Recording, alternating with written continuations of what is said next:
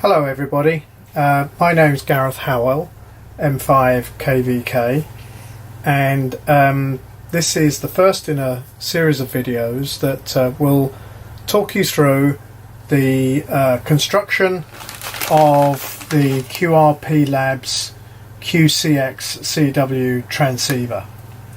As you can see, it's a very compact little kit. The one I have is for 40 meters. And I'm building this as part of a project with the Shefford and District Amateur Radio Society, of which I'm a member.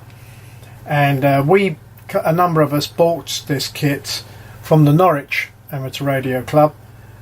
So thanks is due to them for augmenting the kit that comes from QRP Labs with a few extra pieces that are needed to make this a fuller kit. So thanks once again to the Norwich Club for doing that for us, and hopefully this will be an enjoyable series, and I'm looking forward to making this kit.